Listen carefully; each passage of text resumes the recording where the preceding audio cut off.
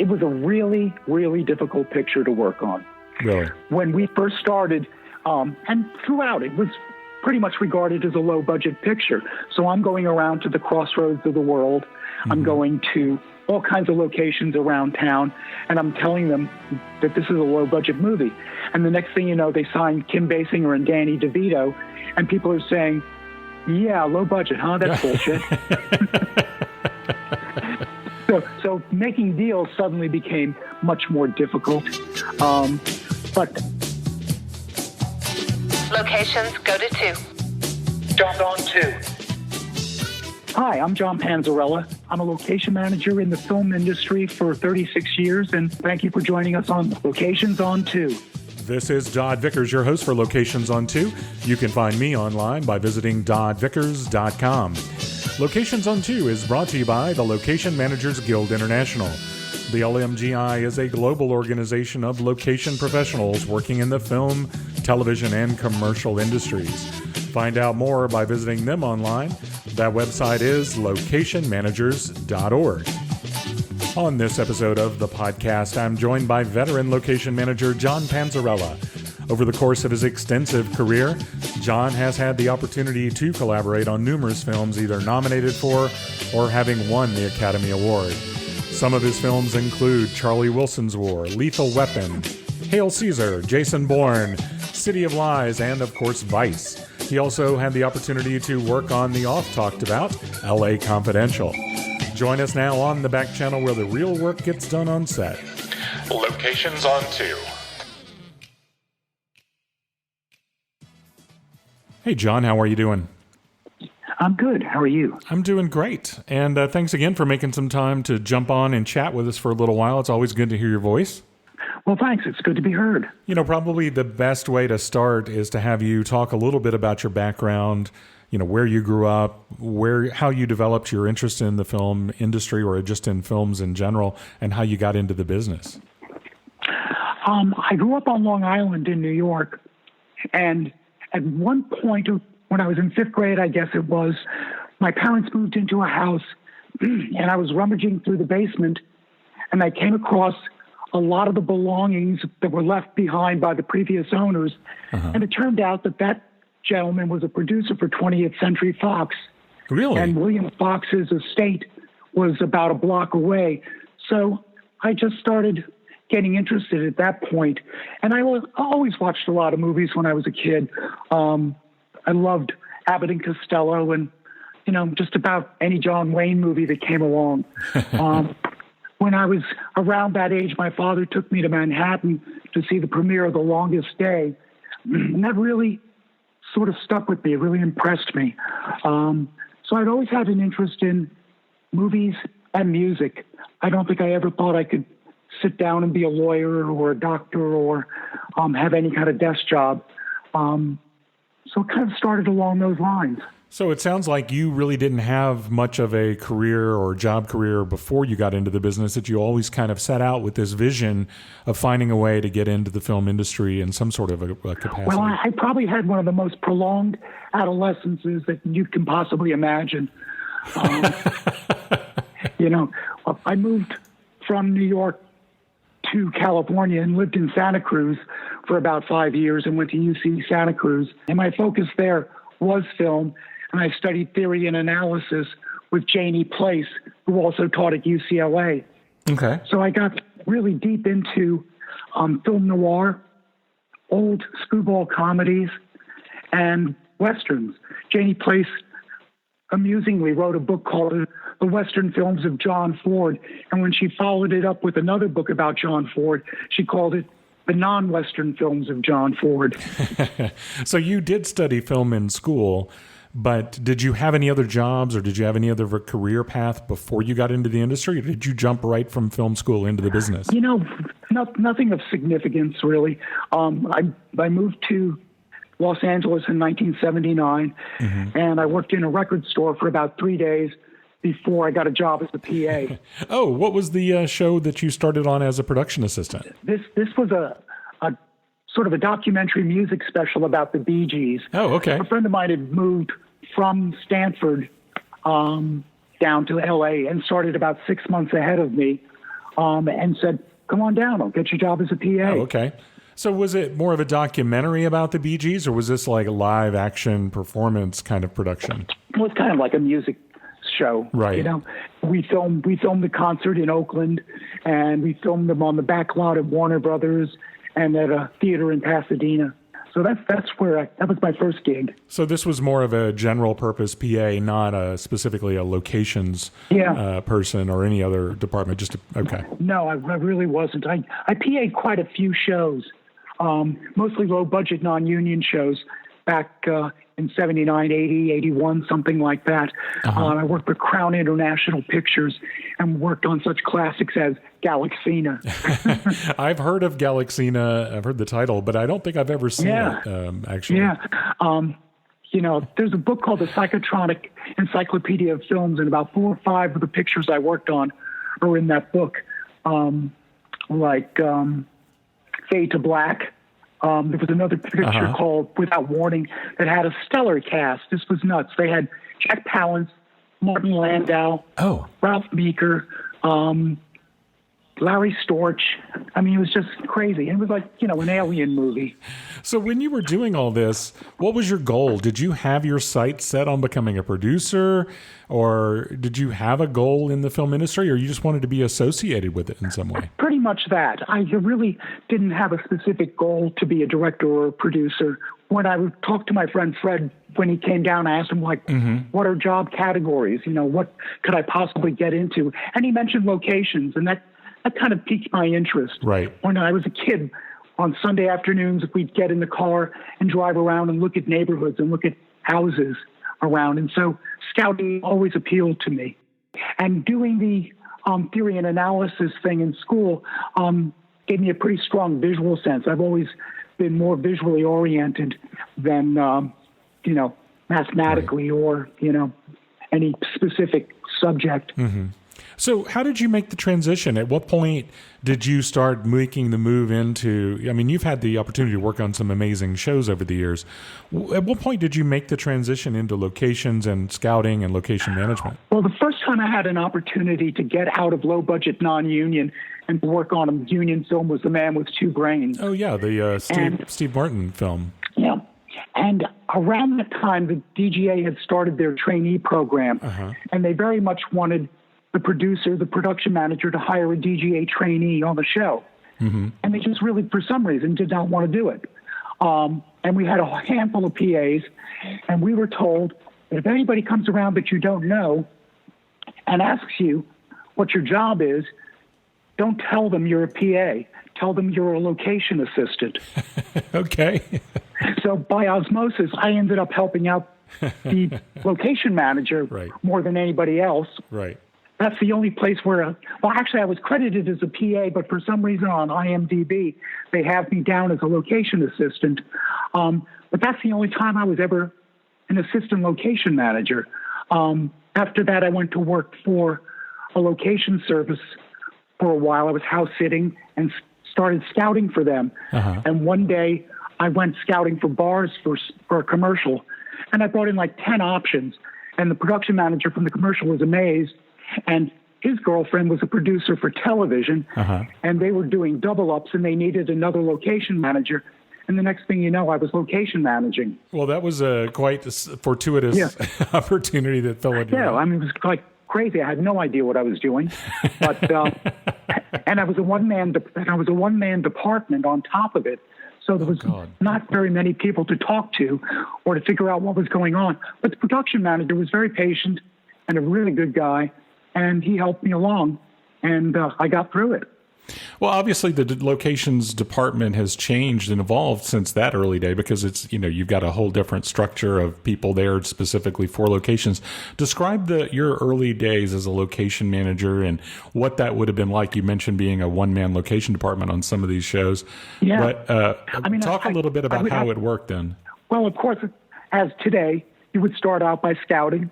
And you'd go out on the scout van with the director after you had looked at things with the production designer, and we'd pick locations. Right. Pretty much the same way we do now. But the permitting process was totally different. You had to go to City Hall. There were no cell phones, not only were there no cell phones, there were no faxes. Right. So any kind of paperwork you had to do, and especially as a one-person department, you had to run all over town to take care of. Right. You know, the bad part was really when pagers came in, and before cell phones. You get a page, you're out on the freeway, and, you know, you'd have to get off the freeway, go to a payphone, call the office, and find out that they wanted to know what you wanted for lunch. Great. Hand drawing maps. Right. Myself. I mean, that lasted for a while, but like you're one person and you're doing all this neighborhood relations, you're doing permits, you've got to do maps on top of it. There was a very quaint policy back in those days that the crew would get drive-to money. You would calculate the miles to every location, and they would get, I think it was 30 cents for every mile they drove. So the location manager had to get cash, fill envelopes, and hand it out at lunch to the entire crew. Oh, Lord. Can you imagine? Yeah, no, I cannot. In addition to having to do everything else that you're responsible for. Right, right. I mean, it was really pretty crazy. I'm not sure at what point I finally got an assistant. It was a very crazy way to go about things. So were you working more closely? Were you working really closely with like the AD, and then they were giving you PAs to assist with like parking and things, or how did all that get handled? Not really. I mean, I had to do all that myself. Really? I mean, yeah. I mean, it's mind-boggling. Yeah. To think of one person doing all that stuff, but that's how it was. I cannot imagine. You know, there was a little less hand-holding with the neighbors than you might have liked, but basically worked 14 hours a day. And one thing you got to know very quickly was that things are going to change. Right. Any plan that came together could fall apart again, and you could have to shoot a different location. Yeah. Even the next day. Yeah, well, that still. On one of my first features, I worked for Blake Edwards, and things could change at the drop of a hat. I remember we were scheduled to shoot in a courthouse for 2 days because it was 10 pages. And the next thing you knew, he shot the whole thing out because it was so hot in this courthouse. He didn't want to go back. And he didn't want to go back. So the next day, I had to pull a location out of my butt. It was just crazy. What show was that? Gosh, I can't even think of the name of it. It was Bruce Willis's first feature with Kim Basinger. And it's funny, it's not on my IMDb. What was that called? Was it Blind Date? It was all about a wedding. Was it Blind Date? I guess it was Blind Date. Yeah, I think that's the one. It looks like that was the one he did with Kim Basinger and Blake Edwards. But you're right. I don't see you credited for that movie. That's what I was trying to... Well, Sunset is a Blake Edwards. And you know what? I don't think Skin Deep is on there either. I did Skin Deep with them, too. Right. And I don't see that on there either. Oh, that's on there. So, So, John, I had a question for you. We were trying to get to the origin of the location manager. Like, when was the first location manager? And, when did this role become more of a consistent thing on productions? For a long time, it was the purview of the AD department. And then eventually there was a field producer. And then eventually someone became a location manager, location consultant. We obviously have the Eva Monley Award in the LMGI, who did Lawrence of Arabia, those kinds of things. And I'm trying to track down, Tony Vorno was mentioned to me at some point as somebody. Who was your mentor? Who were some of those early names that you recall? In terms of mentoring, I'd have to say that it was the production designers that I had the great fortune to work with in the early days. I worked with Bill Creeber and Ted Howard. Oh, yeah. And strangely enough, I told you about Longest Day. Ted Howard was one of the production designers on Longest Day, the primary. But then this is a funny aside. Ted was a really quirky guy, really funny guy. He was really disturbed that they were giving another person a credit along with him as production designer. And so what he did, he wanted top billing. And they wanted to do it alphabetically. So he said, okay, drop the H. And he's credited as Ted Howard. Oh, that's funny. So is that his only credit with that name? But he wanted it that way? Yeah, hilarious. But Ted did Some Like It Hot, Oh, sure. Ted did Strangers on a Train. Ted actually directed the merry-go-round sequence on Strangers on a Train. Oh, okay. And as the story goes, he loved to do imitations of Hitchcock. And I think he did Marnie as well. But one day, Hitch caught him doing the imitation of him, and he never worked with him again. Wow. So in spite of his cameos and whatnot, Yeah. he wasn't a fan of anyone that might be seen to mock him, right? But Ted and Bill, and Bill was the youngest designer ever nominated for an Oscar, and did Towering Inferno, the Poseidon Adventure, greatest story ever told. And both of these guys were like thoroughly old school studio guys and knew everything that there was to be known about scouting. And they really taught me everything that I came to know over the years. But it was such a blessing for me to meet those guys in the very early years of my career. And as time went on, probably like the biggest blessing for me are the designers that I've worked with and the people in my departments that I've worked with. I did like 4 or 5 pictures with Dean Tavaleris. Okay. I've done 4 or 5 pictures with Janine Opalwall, with John Hutman, with Clay Griffiths, even more with Clay. Clay and I've done a lot of pictures together. And it's just the time you spend in the car with folks like that, the knowledge that you can soak up, just tremendous. And the stories. I mean, Dean Tavaleris just had so many stories about The Godfather, Apocalypse Now, and Tucker, any number of Coppola movies. It was just fascinating to hear. Well, now that you've whet our appetite, you're going to have to share one of them. What was your favorite of the stories he told you? Yeah, I can't tell it? Probably tell it.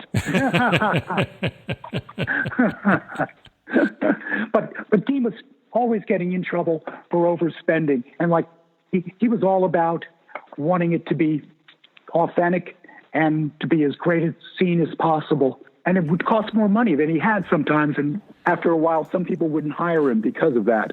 But just a wonderful guy. What's the best? One of the things we do try to highlight is how important the location manager and scout are in the creative aspect of every production. So you talk about some of these great art directors and production designers that you spent time with as these shows are developing. What is some of the advice that you got from these old pros that you applied throughout your career? Well, let's say you roll up on a house. Let's say you're driving around with the designer and you're looking for a house, and you go, "How about that one?" And he'd look at it and say, "Well, there's too much roof." Mm-hmm. There are a lot of houses that 50% of the front of the house is a roof line. And that's a lot less visually interesting than a house that's perhaps 2 stories or a house with a more shallow roof. If you had too many trees in front of the house and it blocked the house, that wouldn't be good. Mm-hmm. Somebody left a letter on my house recently. Oh, really? And I had a 6-foot fence, in front of my house. And I was like, why on earth would you leave a letter on a house that has a 6-foot fence in front of it? And I've got a huge tree in my front yard that obscures, the whole roof line. It's like, what are you thinking?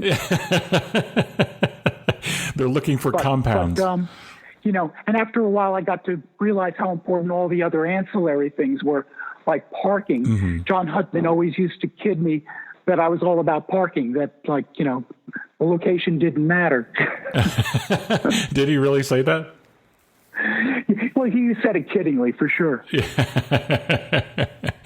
What project did you work on where you realized the important role you were playing in the creative part of this? Because I always kind of tease that, and jokingly but seriously, that the locations really are another character, and the location scouting you do with the director and the production designer and the photos and whatnot are the casting process, much like you would go through with an actor, but because it's an inanimate object, it feels like a totally different process.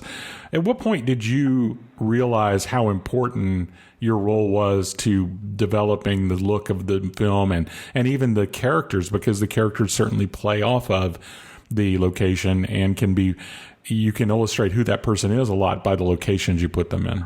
Well, the first film that I really had an opportunity to make a mark on that level was another Blake Edwards movie called Sunset, which was about Hollywood in the 1920s. It was the story of Tom Mix and Wyatt Earp. Wyatt Earp actually moved to Hollywood, probably the late teens or so, and hung out with John Ford and was a good friend of Tom Mix's. And this story was all about them. And so one of the first things I was doing which I guess I've become known for doing, was a period film, and it was 20s Hollywood. And so you can't cheat that, really. You've got to go out, you've got to find period locations that really tell the story. And it was my second show working with Roger Moz, who was Blake's designer for many years. We just had a really great time finding all these gems, all these old period locations. Half of them are gone now. And on top of it, we had a ranch and a lot of country that we had to find for like shooting Westerns, which was a lot of fun. We went up to Piru and we went all the way up to near Salinas to shoot a big ranch up there. That was really the first time that locations, like up to that point, I was like coming in as like a second banana, like on Commando. But on Commando, on the other hand, we had to find a place to do an amphibious assault. Right. And, they wanted to do it here in Los Angeles. And the only place to visually do it might have been at the Palos Verdes Peninsula, but that's a marine preserve, and we could not get permission to do it. So it was like on my shoulders to find out where in California we could go and stage an amphibious assault. Right. And one of the only pieces of private beach that worked was up near the Hearst Castle and was owned by the Hearst family. And that's where we had to go. Well, how did that conversation go? Were they up for it? Were they resistant? I mean, strangely enough, they were open to it. You never know why. Some people, they're just not going to go no matter what. And other people that you would never expect would be interested are all in. It's like there's sort of a reputation that it's difficult to shoot in expensive neighborhoods where lots of movie people work. And sometimes that's true, and sometimes it's absolutely the opposite. It's different people, different perspectives, and, you never know. It's always a crapshoot.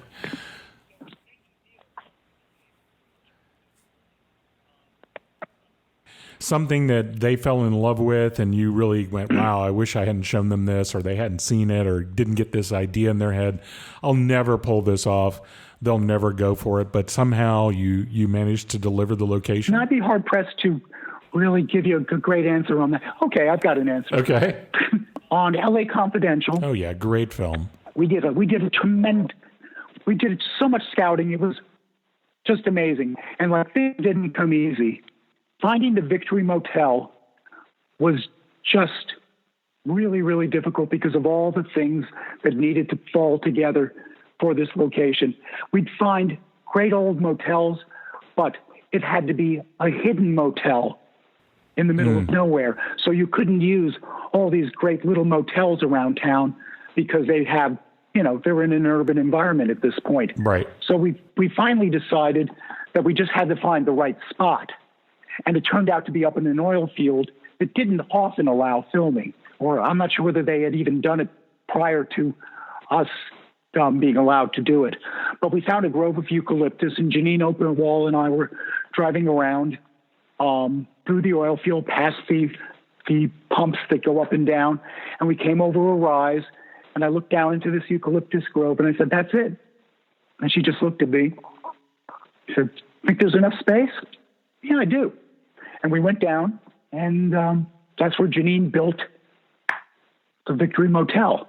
But then dealing with the company was really difficult because, they'll let you go and scout, but are they going to let you go in there for a month and build a set and then shoot for as long as we shot?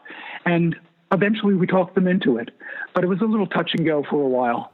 So they built most of that motel, or was there something to base it off of that was already there that kind of inspired you to say, this looks like the perfect place for this? Or what was the actual structure that you based it on? The perfect place of it all was the fact that you had the reverse of the oil pump in the distance. Right. And it was nestled in amongst all these eucalyptus trees. Oh. And Janine designed the whole thing and built it. It was just a gravel lot. Oh, okay. So yeah, in location manager fashion, I'm thinking it's there's something in the lot that you use to build off of to create the illusion that this was a motel out in the middle of nowhere. But obviously you did much more than I anticipated. You built it from scratch, which is fascinating as well. Obviously, huge fan of LA Confidential. It's one of those iconic Los Angeles films, brings back that feeling of the era. You did a great job on the film. I have to assume it was one of your favorite projects, but I also have to assume because of its very nature as a period piece, it was not the easiest. It was a really, really difficult picture to work on. When we first started, and throughout, it was pretty much regarded as a low-budget picture. So I'm going around to the crossroads of the world. I'm going to all kinds of locations around town, and I'm telling them that this is a low-budget movie. And the next thing you know, they signed Kim Basinger and Danny DeVito, and people are saying, yeah, low budget, huh? That's bullshit. So making deals suddenly became much more difficult. Basically, I did that picture with Leslie Thorson, who was my longtime collaborator. Mm-hmm. Leslie and I did like 30 some odd pictures together. Mm-hmm. But it was the two of us and another guy, Michael Fisher. I'm blanking on his first name, but... was it Stephen Fisher? Stephen Fisher, thank you. It was basically the three of us who did that picture.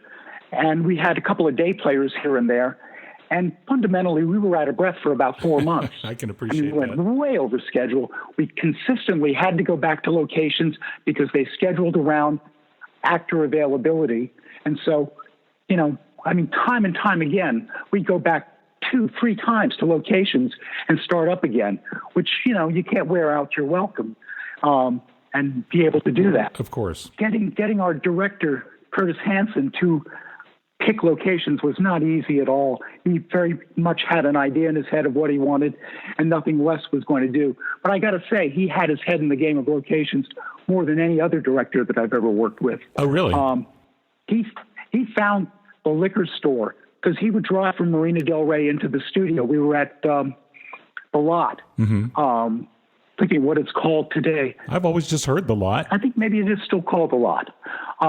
In any event, he drove up Corcoran Avenue one day and saw these storefronts that had no relation to a liquor store, but it was like a caning store where they would cane chairs. Oh, really? That's always funny when they totally flip a location. And, Janine and I went over and looked at it, and I talked them into letting us take one of their sections of storefront, and it had a great old vintage deco cat hospital across the street, cat and dog hospital, and that's what we used for that. But there were so many locations on that film to find. One of the other really, really difficult ones was Kim Basinger's place. Stephen mostly scouted for that. Oh, yeah. It's a beautiful house over in Hancock Park, I think. Yeah. We probably showed him 50 locations for that. Oh, my gosh.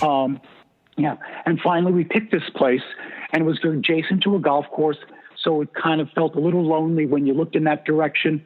And if you look down away from it, down this street, you only had houses on one side, and you had the Ravenswood apartment building in the background. But then we had so much night filming there, getting the neighborhood on board was very difficult. I bet. We had a woman who was a studio attorney across the street, and she didn't particularly want us there.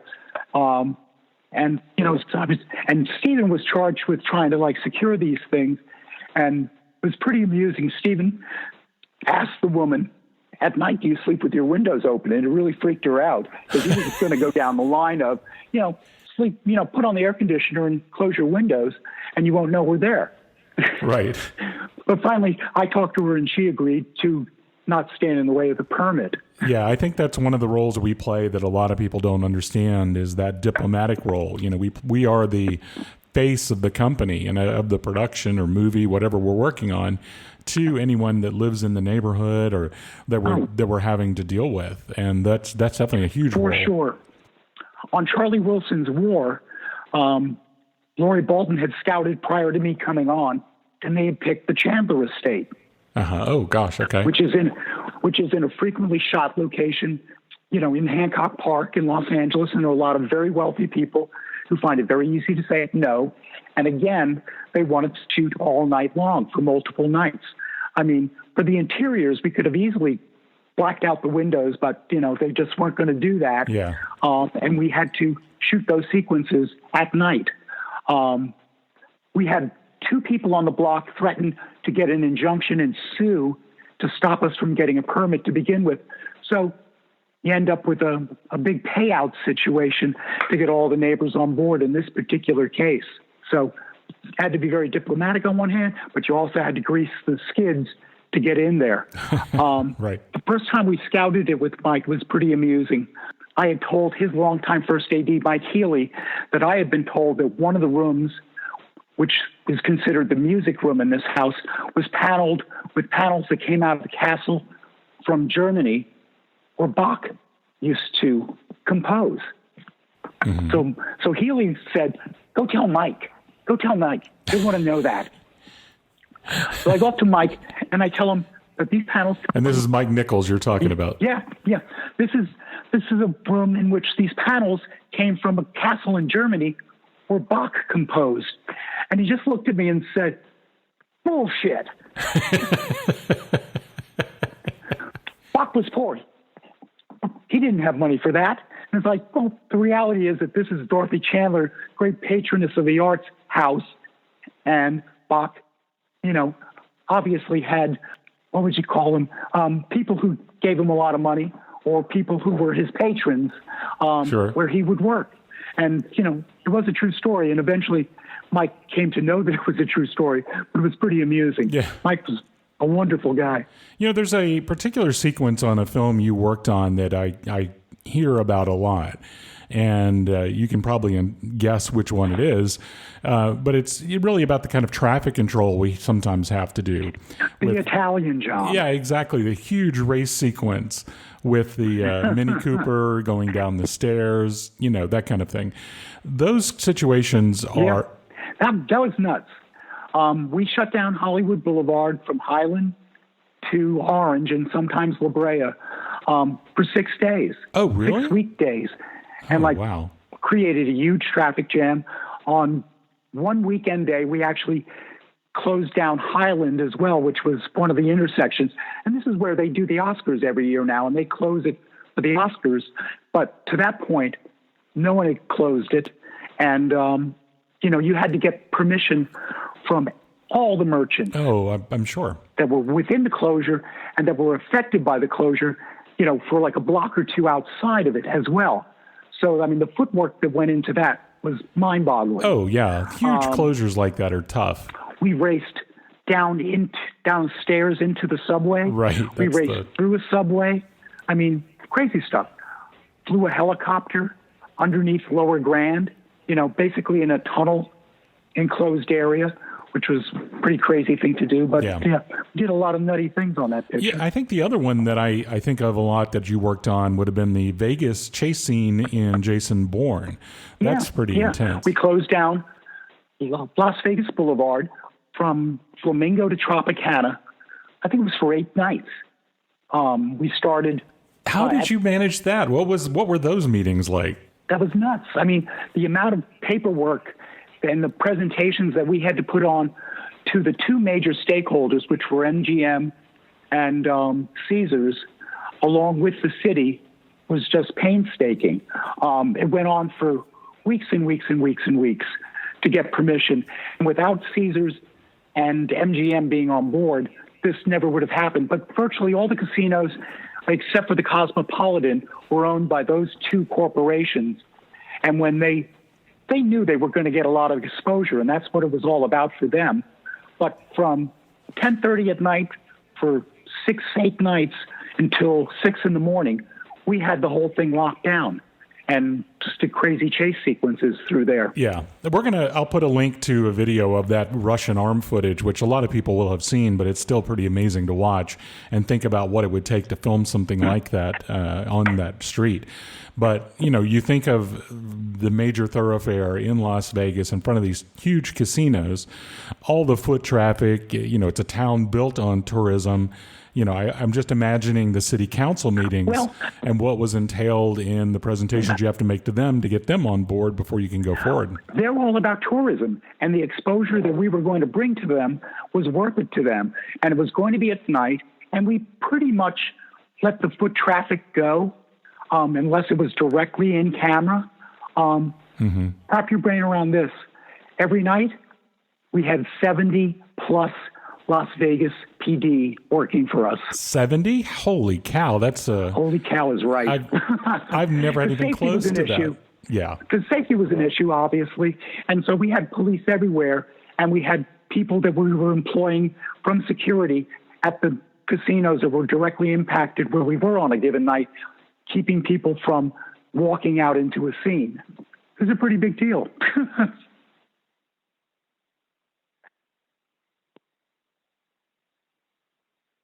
Right. Without the buy-in of Caesars and MGM, it would have never happened. Yeah. I have to think that it helped that it was the Bourne franchise, which at that point was an established and successful series of films, and this wasn't the first movie in the series. Right. It was the last one. And, that was big because it was such a big franchise, and they knew a lot of people were going to see it. Right. And they did get a tremendous amount of exposure. Sure. For sure. You know, we've talked about it with other people as well as yourself. The relationship between the production designer and the location manager is incredibly important, and the collaboration between the two. Is there a specific collaboration along those lines that stands out to you? There are a lot of them. You know, I mean, I'm still very close friends with Janine Opalwall. Clay Griffith is one of my very best friends, and Clay and I probably did 7-8 pictures together at least. I did one picture with Patrice Vermette, who just designed Dune, and that was Vice, which was a pretty big deal. And that was the only picture that Patrice and I did together, but we just had a ball. We went to the second to last Tom Petty concert together, and just like we stay in touch, you know, all the time. But just like, I mean, the designers are just such interesting people. They're just so smart, and they've just got so many great stories. But, you know, even my wife, who's an art director, has worked with Clay. And so it's like it's a real family thing with him. You know, you talked a little bit about your early mentors as a location manager actually being the production designers that you were working with and collaborating with. Talk a little bit about that and how you work with a production designer when you start a new project. Sure.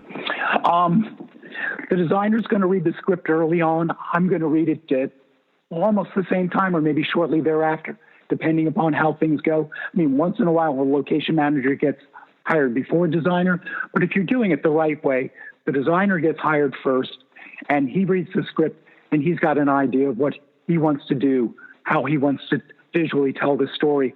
You know, the script can say a house and not give much more description, but your designer is going to tell you whether he wants it to be Spanish, craftsman, or maybe a new modernist house. That style is dictated by the designer. It's a restaurant. Well, you know, is it a modern restaurant? Is it an old school Musso and Frank kind of a restaurant? What are they? Their guidance and their collaboration with the director is very important. I had a rare opportunity where I stepped in and changed the course of a location in the movie Grand Canyon. It was written as a modernist bunker, but the producer that they were portraying to live in this modern bunker was very much based upon Joel Silver. Oh, okay. And knowing that Joel Silver is a huge devotee of Frank Lloyd Wright, I suggested that we scrap the bunker idea and go with a Frank Lloyd Wright. And, you know, that was a real coup for me, visually, to like be able to put that across like that. And Larry was way into it, and Bo Welsh, our designer, embraced it. And we got to shoot a Frank Lloyd Wright. I've gotten to shoot in a lot of really great pieces of architecture over the years. Oh, for sure. You know, I was an architecture student in college. No kidding. Yeah, and I think I'd be a nervous wreck trying to shoot inside of a Frank Lloyd Wright house. Yeah. Well, like in L.A. Confidential, we shot in Richard Neutra's Lovell house. Oh, okay. Nobody really shot in up to that point. And it has really not been shot very many times since then. That was just such an honor and logistically difficult place to shoot. Like, forget about parking. You know, we were up a narrow, windy road, but somehow or another we got the equipment that we needed up there, and we had a base camp down at Griffith Park. Just such an honor to be able to go into all these great modernist pieces of architecture. Absolutely. before you get to the one that you actually pick. Yeah, I know that. That was one, honestly, where Curtis Hanson very much had it in his mind that he wanted to shoot there, and it was up to me to talk them into doing it. Right. And it really took a while with the son of the owner at that time, who still Sure. lives there. You know, I was talking to Doug Dresser on a previous episode of the podcast about his work on Little Women. And Yeah. in many cases, they actually filmed in living museums. They were filming in real historical locations. And, you know, I think of what we typically deal with going into someone's personal home where they live. They have things that are priceless to them. Yeah. And we want to keep them happy. But then you talk about going into something like a Frank Lloyd Wright house, which in its own way is a living museum architecturally. And you've got the homeowner or property owner, or maybe there's a trust that owns that property that you're having to negotiate and deal with and keep them happy. Over the years, I feel like I could have driven a harder bargain on some of the locations, some of the homes we've shot in. But I've always felt like if you weasel the homeowner down too hard, it's going to come back and bite you on the butt. And so they've got to be happy. The production has to be happy. Everybody has to get something out of it. Because, you know, if it's not a win-win situation, it's going to be a problem somewhere down the line. Yeah, and I think what I try to stress to people is, especially a homeowner or anyone else, is, you know, we're not cheap, but we don't have the money you think we do. You know, we do good business. We're trying to be fair to everyone involved and make sure that they're satisfied, production is happy. You know, we've got a lot of bosses and when we're dealing with these kinds of things. Yeah, I mean, we deal with everybody on the crew. I'm not sure there's another department except for maybe craft service that really interacts with every department. And then we have everybody outside of the business who have no vested interest that we have to convince to go along. And that's what it's all about. As a location manager, you've got to convince everybody to do what you need to have happen in order for us to be able to film there. You know, you've had such an extensive career in the industry, worked on some amazing projects, taking crews, you know, everywhere you can possibly imagine. But I was wondering if there's one particular location that jumps out at you when you think back on all the different locations you've scouted and filmed at. Is there one? One of the locations I was most proud of finding on Vice was a cafeteria that was supposed to be a cafeteria of the Capitol building.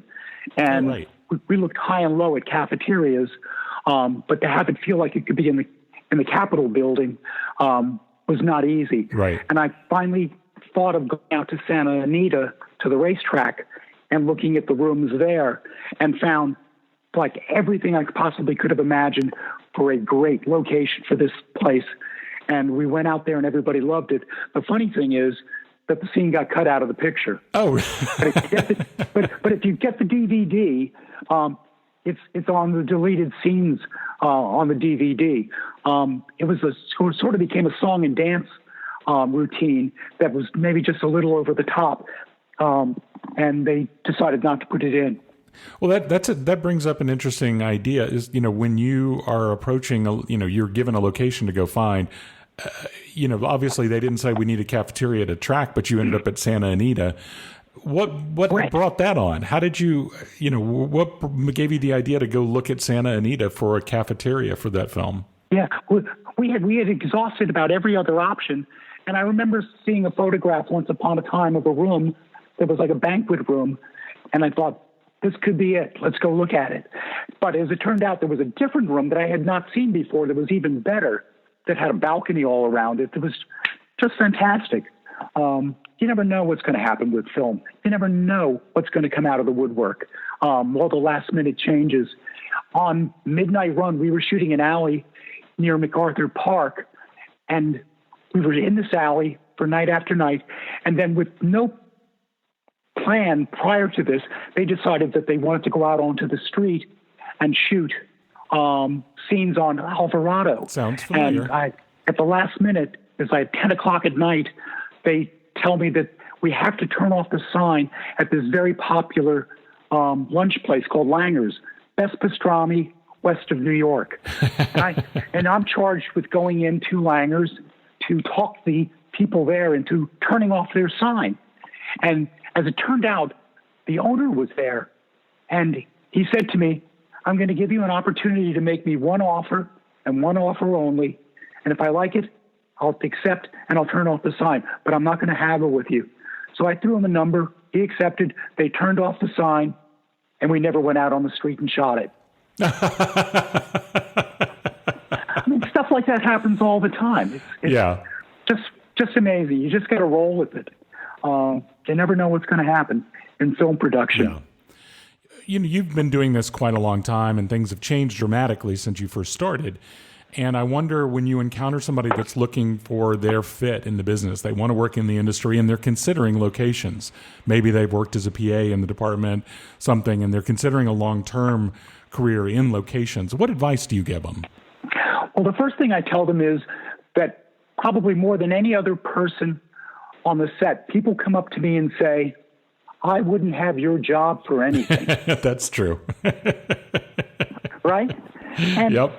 I love the job. I think you have to be an outgoing person. You've got to be a people person. You've got to be detail-oriented. Yeah. Because I just don't know that there's many other positions in film production where there are as many balls in the air as we have, and as many people who are not necessarily interested in what you're doing that you have to get to go along with you.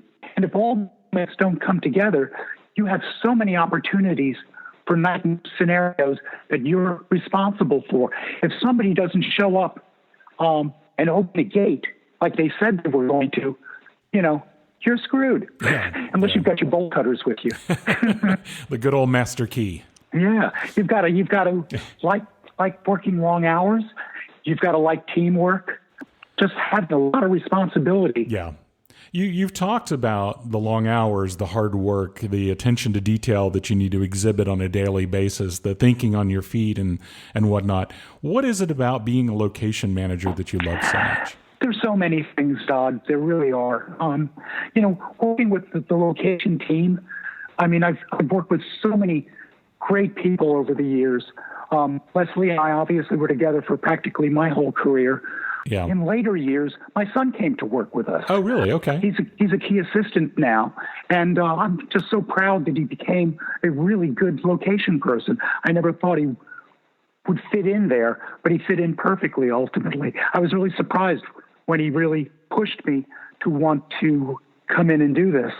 And, he works for me. He's worked for a lot of other people, and he's done a great job. So many of the assistants that I've worked with over the years have gone on to be great managers. And it's just the teamwork, the camaraderie. It's the people behind the scenes, the people you work with, and mostly within my own department that I just cherish. Keeps you young. Yeah, I always kind of say it's kind of like that brotherhood forged in war. You come out at the other end of every movie feeling like you've been through a war, no matter how much fun you think the project's going to be or how much fun it sounds like it's going to be. There's inevitably, it's a lot more work than you anticipated, and you really come out bonded on the other end. A band of brothers. And there's so many people I've worked with over and over again, and it's like, it's like family. Absolutely. And, it's just a hard job. I mean, we had a day, I did a picture called In Time with Andrew Niccol directing, and it's sort of a dystopian, futuristic kind of movie. And so the transformations that we had to lay on industrial neighborhoods were just crazy. There was a neighborhood that we went to, that we were there like a month, maybe more, transformed so many buildings, painted them into, what we thought it might look like in the distant future. And there was a day where we had a second unit and a first unit shooting. We had a tunnel closure. We had 2 bridge closures. We had another street closure where we staged a crash all on one day.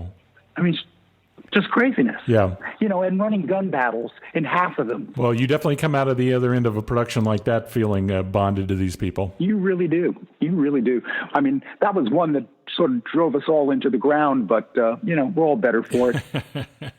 Well, John, thank you so much for making time to talk to us. I hope that it's been fun for you. I know that there's people listening to this, whether they're in the business or simply are interested in the making of films, that will enjoy hearing from you. So thanks again for making so much time available to talk. Well, my pleasure, Dot. I really appreciate you asking me on, and I think it's really good for the profile of our position in filmmaking that people get to know what we do. Well, thanks, John. I appreciate it. Thank you again for joining us for Locations on 2. You can find the show notes for this episode at locationsonto.com. This is Dodd Vickers. You can find me online at doddvickers.com. And Locations on 2 is brought to you by the Location Managers Guild International. You can find them online at locationmanagers.org. Until next time, I'm switching back to 1.